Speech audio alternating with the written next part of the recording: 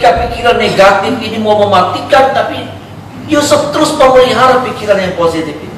Ketika pikiran kecewa, sakit hati, benci, pikiran putus asa ada dalam dirinya Yusuf, tapi Yusuf tetap jaga. Dia tetap bilang, enggak, itu sudah. Enggak, pasti ada rencana Tuhan yang baik dalam hidup saya. Ada amin, saudara. Selalu seperti itu saya percaya. Mengapa pada akhirnya ayat-ayat ini muncul dalam Kejadian pasal 45 ini muncul? Ini enggak muncul dengan sendirinya. Ini nih hasil dari sesuatu yang dipertahankan dalam dirinya itu. Kiranya ini juga yang kita pertahankan dalam diri kita. Ada amin, saudara. Pikiran positif. Sama-sama bilang sama saya, pikiran positif. Berpikir positif. 1, 2, 3. Saya nggak tahu, saudara. Tetapi yang saya tahu, yang saya alami dalam diri saya dan dalam diri saudara, ada banyak pikiran yang berkecamuk. Dan yang jadi masalahnya, kita membiarkan pikiran positif itu dikalahkan sama pikiran negatif. Karena kita bilang begini, ya pribadi,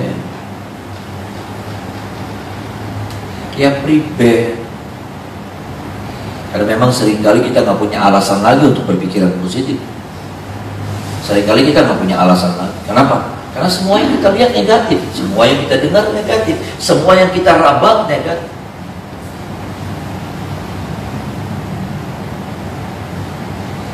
Filipi 4 ayat yang ke-8, saudara. Ya. Filipi 4 ayat yang ke-8.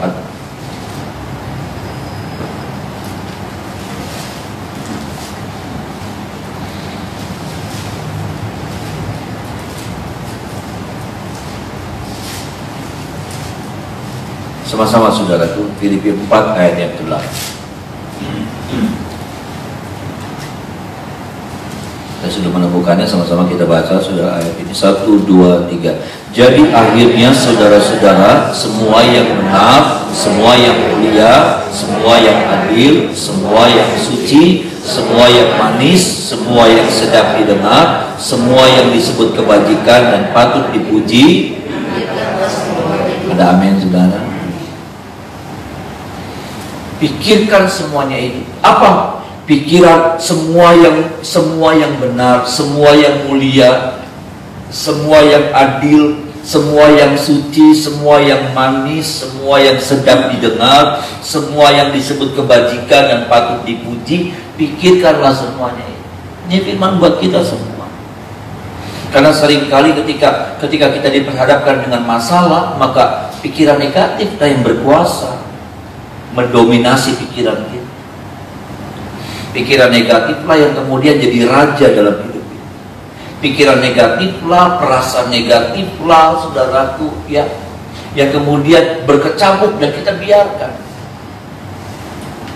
Makanya saya katakan ini adalah keputusan saya dan saudara, membiarkan yang mana yang hidup, membiarkan yang mana yang mendominasi diri kita. Adakah yang positif, pikiran positif, adakah pikiran yang negatif yang menguasai kita? Itu adalah keputusan kita. Itu bukan karena memang keadaan yang mendorong kita. Keadaan akan terus mendorong kita untuk kita berpikiran negatif. Keadaan, situasi, semuanya akan mendorong kita, menyeret kita untuk apa? Untuk kita memiliki pikiran negatif.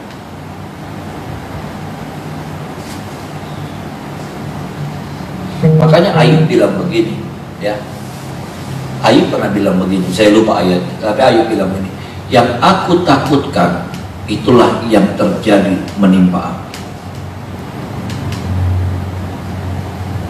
Saudara, tahukah saudara bahwa pikiran negatif itu satu saat kalau kita biarkan, dia bukan lagi cuma sekedar pikiran, perasaan. Satu saat ketika pikiran negatif itu kita biarkan terus hidup, maka dia akan berubah. Perhatikan baik-baik, dengar baik-baik ya saudara. Pikiran negatif, perasaan negatif kalau kita biarkan, satu saat dia akan berubah, dia akan bermutasi, dia akan berubah wujud. menjadi apa? Menjadi iman. Kalau kita biarkan pikiran negatif, saya terus pikiran negatif, nanti dia akan berubah jadi iman akhir. Artinya apa? Kalau kita punya pikiran negatif, nanti kita akan beriman bahwa yang negatif itu akan terjadi dalam hidup kita. Dan apa yang kita imani itu yang pasti terjadi. Ada amin, saudara. Makanya Ayub bilang begini, apa yang aku takutkan itu yang menimpa aku. Jadi ternyata saudaraku, dalam diri Ayub ada satu hal yang seringkali muncul gitu. Apa itu? Aduh, nanti usahanya bangkrut. Aduh, gimana ya nanti anak-anak mati gitu. Itu saudara. Kurang lebihnya itu saudara. Ya, aduh, nanti ada, bisa jadi nanti ada perampok gitu. Nanti ada gerombolan orang jahat nyerang. Itu saudara, itu yang ditakutkan oleh Ayub. Itu yang seringkali tiba-tiba muncul gitu. Tiba-tiba muncul dan aduh, kalau udah pikiran begitu Ayub seringkali jadi ketakutan sendiri. Ayub orang benar. Ayub orang benar. Makanya apa saudaraku? Ya, makanya apa? Ayub berusaha menutupinya dengan cara apa? Mengatasinya dengan cara apa? Tiap pagi katanya, tiap pagi dia bakar korban buat anak-anaknya. Supaya apa? Supaya dilindungi anak-anak. Baik. Tapi ada satu hal yang sebetulnya Ayub juga harus lakukan, dan saya dan saudara harus lakukan. Lawan itu pikiran negatif. Ada amin, saudara. Bukan cuma berdoa, tapi dilawan dalam nama Yesus. Supaya apa? Supaya pikiran negatif itu disingkirkan, dan yang ada, yang terjadi adalah pikiran positif seperti yang terjadi dalam dirinya Yusuf. Akhirnya apa saudaraku? Apa yang dipikirkan sama Yusuf? Yusuf berkata, pasti ada rencana Tuhan. Kenapa saya begini? Kenapa saya begini? Kenapa saya begini? Kenapa saya ada di Mesir? Pasti ada rencana Tuhan. Dan terjadilah seperti yang diimani oleh Yusuf, bahwa Tuhan punya rencana besar lewat hidup Yusuf. Ada amin, saudara. Yusuf berkata seperti itu dalam dirinya. Itu yang jadi kekuatan. Walaupun seringkali pikiran negatif berusaha untuk membunuh perasaan ini, pikiran positif ini.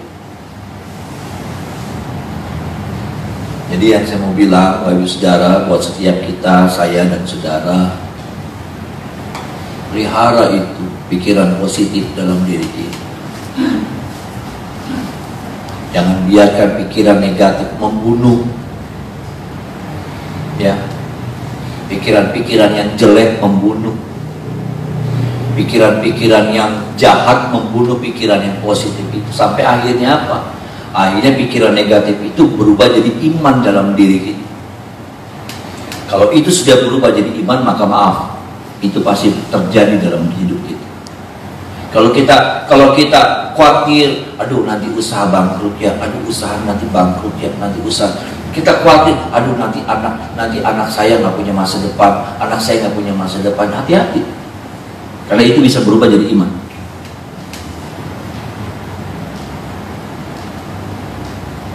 Makanya firman Tuhan Efesus bilang, pikirkan yang baik. Ada amin, saudaraku. Pikirkan yang suci, pikirkan yang mulia, pikirkan semua yang sedap didengar.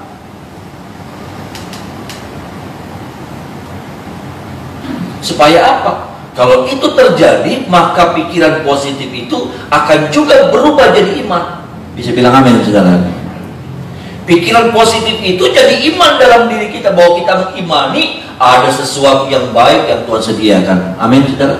Ada sesuatu yang baik yang Tuhan sudah sediakan buat anak-anak kita, buat usaha kita, buat kesehatan kita, buat hidup kita. Ini firman penting buat kita dalam kita menjalani hari-hari yang sulit, saudara. Ya. Bukankah hari-hari ini hari-hari yang sulit? Keadaan sedang berubah sedemikian rupa, keadaan lagi goncang begitu hebat.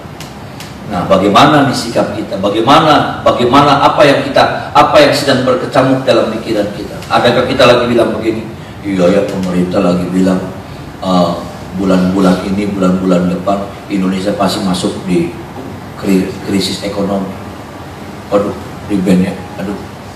nanti dagang, nanti usaha, oh ya susah ya, nanti jualan angin. Kita masih punya Tuhan, saudara. Amin. Kita masih punya Tuhan.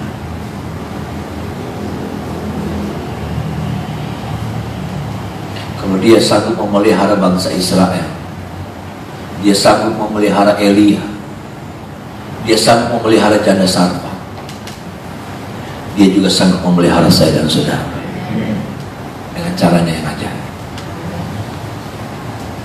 Yang penting di sini adalah apa yang kau sedang biarkan berkecamuk dalam pikiran, yang sedang menguasai pikiran saudara dan saya.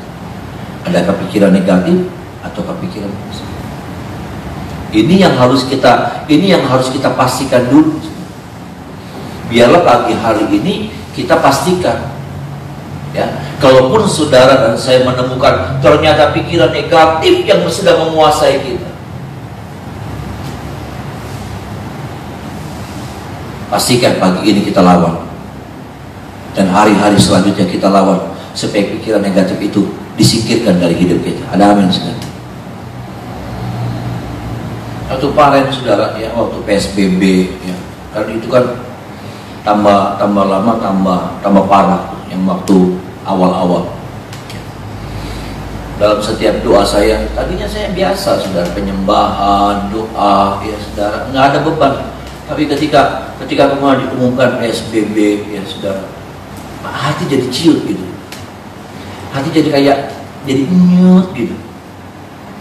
Saya bilang, waduh, jadi tambah parah ya, jadi tambah susah gitu, jadi tambah gerah orang, jemaat juga kasihan, nggak bisa dagang, ya, nggak bisa beraktivitas, dan pasti semuanya berdampak luas, berdampak hebat. Tapi satu hal itu nggak gampang ya. Itu, dan saya pikir saudara juga mungkin seperti itu juga ya saudara. Tapi saya berusaha untuk lawan itu, saudara. Saya berusaha untuk kalahkan itu perasaan, karena itu jahat saudara. Itu seperti apa ya? Seperti firman Tuhan katakan, ya, hati yang gembira adalah obat, tetapi semangat yang patah mengeringkan tulang. Amin, saudara. Itu pikiran negatif itu saudara, ya, itu pikiran negatif itu membuat semangat itu jadi hancur. Dan itu akan menggerogoti kekuatan kita. Kalau bicara tulang itu bicara kekuatan loh saudara. Orang dipukul, saudara, ada tulang kuat, sakit tapi nggak hancur. Tapi kalau tulang mengeringkan tulang, saudaraku, tulang jadi keropos, ya, tulang jadi keropos, wah ya, hancur. Jangankan untuk berbuat yang besar, saudara, untuk berdiri saja susah. Tulang keropos, tulang udah kan kekuatan kita di tulang, kekuatan kita di tulang, ya. Ini kalau tulang tengkorak nggak ada, ini bentuknya udah nggak beres nih saudara. Ini kempes ini, kempes sana, ya kan? Muka udah nggak berbentuk. Ini kan tulang pipi kita yang ngebentuk ini. Muka jadi kayak gini, ada dahi.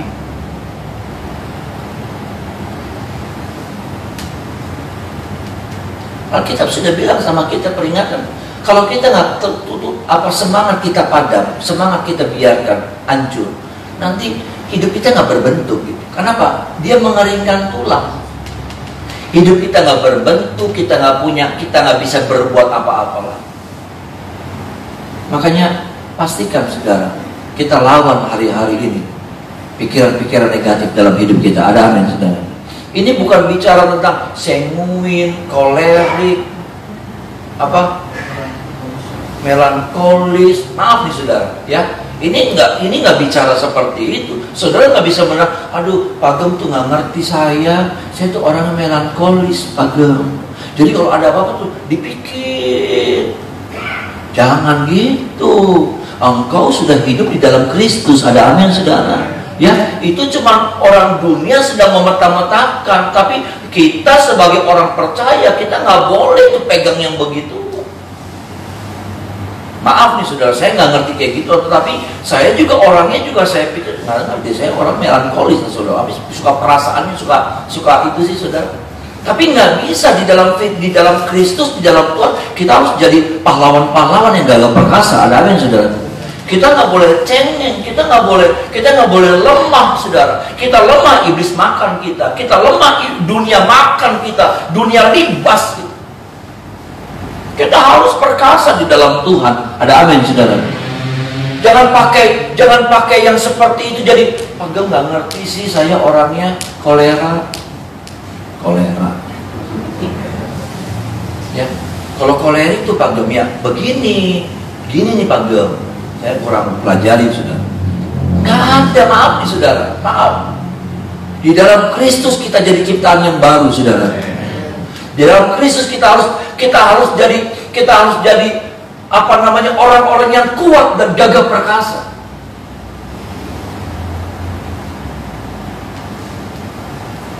Kenapa? Kalau kita lemah, kita dimakan sama dunia.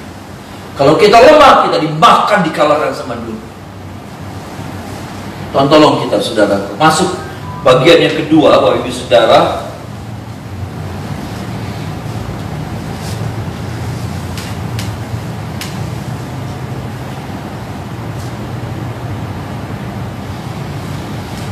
Ayat 18 Bapak Ibu.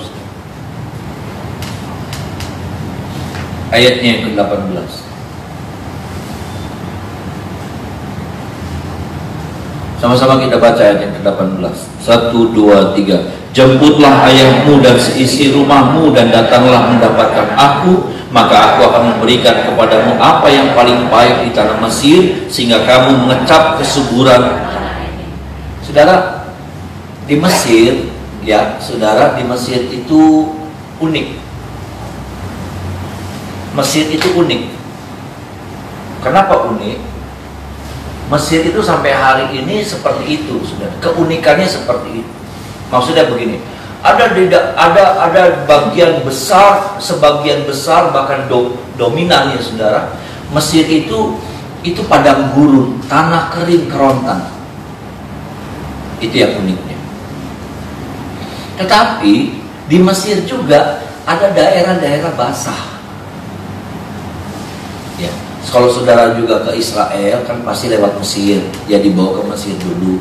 Ya, maka saudara akan melihat ada daerah-daerah kering, saudara, tapi ada daerah-daerah basah.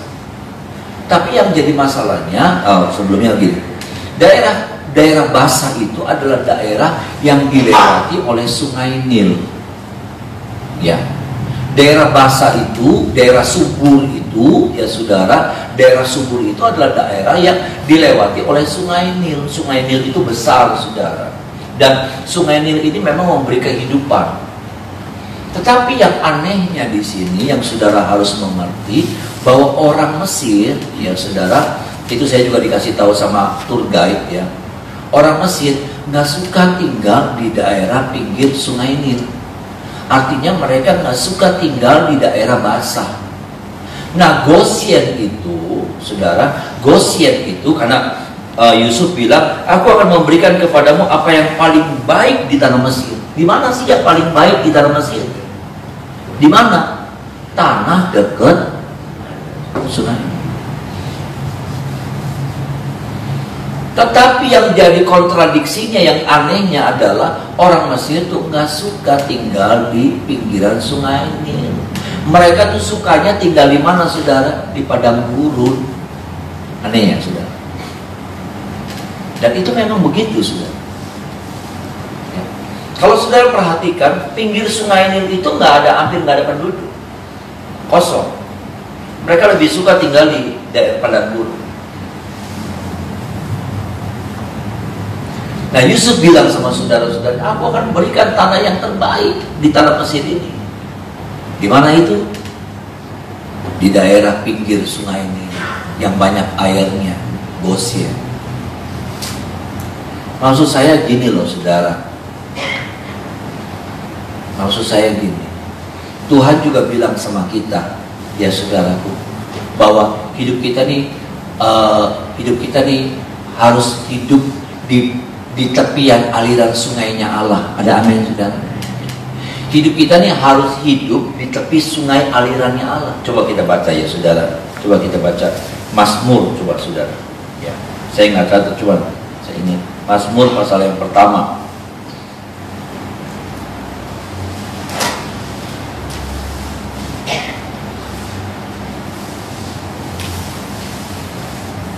Ayat 1 sampai ayatnya yang ketiga, saudara. Ayat 1 sampai ayatnya yang ketiga. Sama-sama kita baca ayat-ayatnya. 1, 2, 3.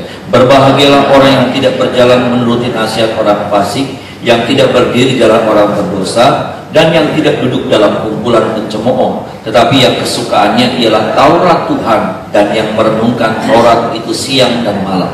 Ia seperti pohon yang ditanam di tepi aliran air, yang menghasilkan buahnya pada musimnya, dan yang tidak layu daunnya. Apa saudara? Amin saudara. Kapan apa yang dibuat oleh kita berhasil? Kapan saudara? Waktu kita hidup di tepi aliran sungai itu. Amin. Kapan itu? Waktu kita hidup melekat sama firman. Waktu firman Allah itu jadi kebutuhan dalam hidup kita. Waktu kita suka merenungkan Taurat Tuhan siang dan malam. Artinya ada keintiman kita dengan Tuhan.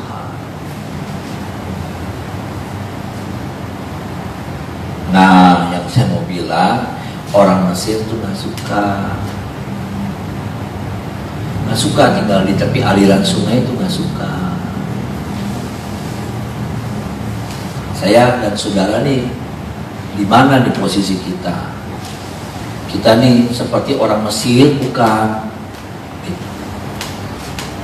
Karena kalau kita nggak suka bersekutu sama Tuhan, kalau kita nggak suka nempel sama Tuhan, kalau kita merasa apa sih doa apa ya doa? Baca firman apa? Maka ya kita tuh kayak orang Mesir, nggak suka sama sungai,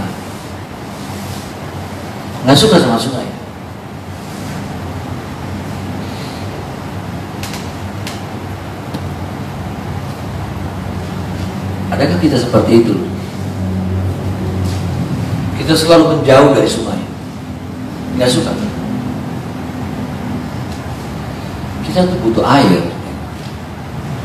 Ada amin sebenarnya. Kita tuh butuh hidup. Kita tuh digambarkannya diumpamakan seperti tanaman yang butuh air. Yang kalau dia ditanam di tepi aliran sungai, maka air itu akan terus mengalir.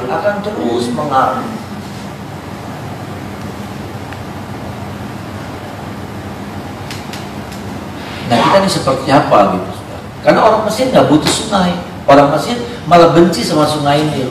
Padahal di situ tuh kehidupan. Di situ tuh saudaraku, kalau saudara lihat di National Geographic atau apa ya saudaraku, itu binatang-binatang tuh pada datang di pinggirannya sungai Nil. Karena apa? Karena itu memang tempatnya kehidupan. Binatang-binatang hidup, semua bisa makan, semua bisa menikmati.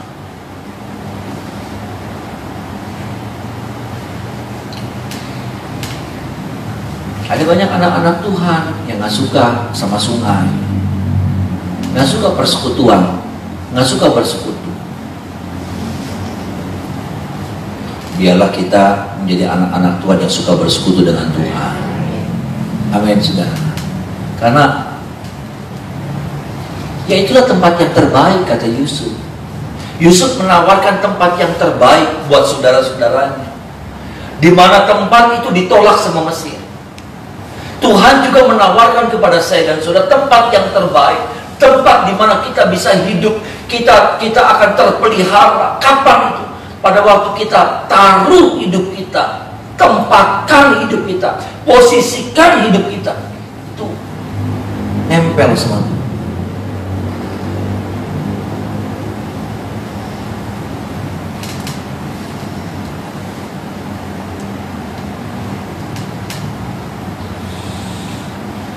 Saya nggak ngerti saudara, ya kemarin waktu PSBB, nggak ibadah, ya semua kan berdampak ya saudara. Saya juga berdampak, ya kan?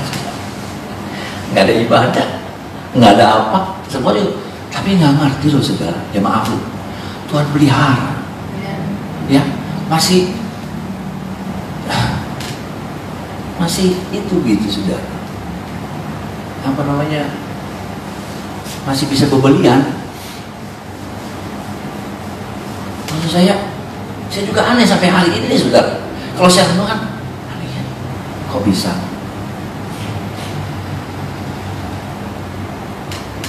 Enggak diukur dari itunya, bukan. Maksud saya, kalau kita hidup di dalam Tuhan, kita hidup suka bersekutu sama Tuhan, hidup kita dipelihara saudara. Firman Tuhan kata, apa saja yang dibuatnya berhasil. Ada amin saudara. Apa yang diperbuatnya itu selalu berbuah. Bukan cuma berbuah, karena berbuah tuh ada yang, karena firman Tuhan bilang begini, ada yang berbuah tapi asal berbuah. Tapi Alkitab bilang begini, berbuah dan berbuah lebat. Ada amin saudara. Berbuah lebat dan berbuah manis. Berbuah lebat, berbuah manis. Tetapi ada yang kadang-kadang, nah firman Tuhan mau bilang sama kita, kalau hidup di dalam Tuhan, nempel, bersekutu sama Tuhan, hidup kita berbuah lebat, berbuah manis, dan berbuah tetap. Ada amin saudara. Artinya apa? Terus menerus berbuah, terus menerus berbuah. Nggak kenal, nggak nanti ada orang begini, berhasil dapat proyek, habis itu baru dapat proyeknya nanti 5 tahun yang beli cukup. Iya kan saudara? Dapat proyek nih, tahu aduh gede. Habis itu nanti dapat proyeknya lagi 5 tahun ke depan, ya wis entong. 2 tahun ya wis entong. Wis utangnya akeh paning. Ya, buat menjalani hidup 3 tahun. Tapi yang Tuhan mau bilang sama kita, hidup kita ini terus menerus berbuah. Ada amin saudara. Menghasilkan sesuatu, nggak ngerti. Mau caranya yang nggak ngerti juga. Nggak ngerti caranya, tapi ada baik. Mungkin nggak banyak, tapi ada baik.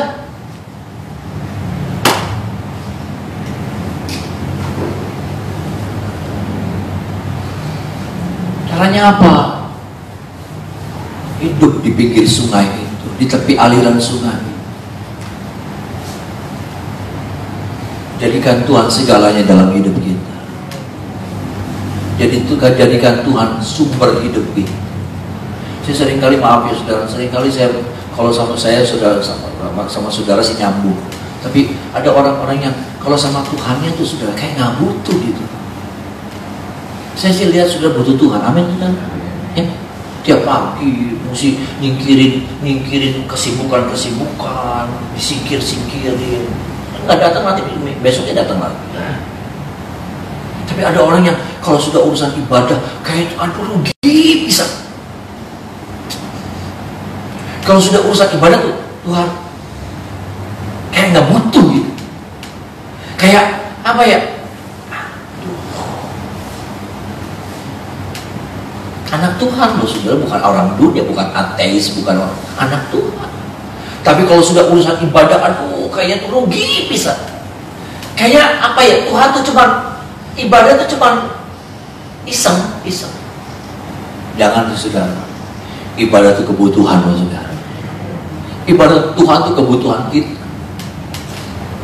Tuhan itu bukan ban serep, bukan. Tuhan itu udara. Tuhan itu udara yang dimana setengah menit, 1 menit aja kita nggak napas. Aduh, udah belum kita jadikan Tuhan seperti itu? Yang dimana kalau kita nggak menikmati hadirat Tuhan, nggak panik. Tapi ada orang-orang yang nggak napas berhari-hari. Senyum-senyum aja terus. Ya, nggak ibadah. Ya, ada teman saya nggak ibadah berminggu-minggu, ada nggak ibadah berbulan-bulan, nyantai aja.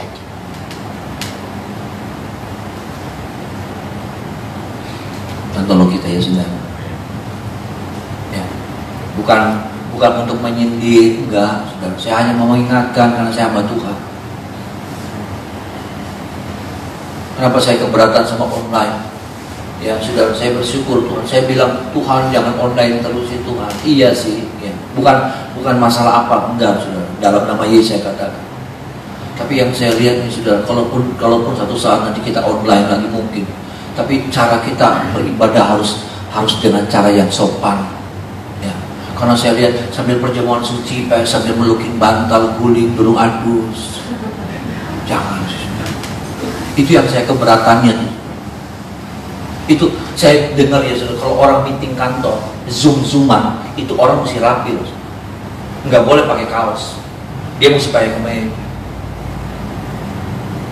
Nggak ada zoom-zooman terus nggak dandan. Ini kita menghadap Tuhan. Ya, balik dulu adus, ya, balik dengar firman, pisang goreng. Jangan. Kalau pulang satu saat sikap kita. Saya sedih sekali waktu saya ya, balik di Panjiran IG. Di IG itu tuh saudara yang bundar itu tuh banyak IG sambil mangan. Jangan. Kita mesti sopan sama Tuhan. Ibadah itu harus punya nilai. Ibadah itu bukan tentang ibadahnya, tetapi nilainya. Tolong kita ya, mari kita menyembah.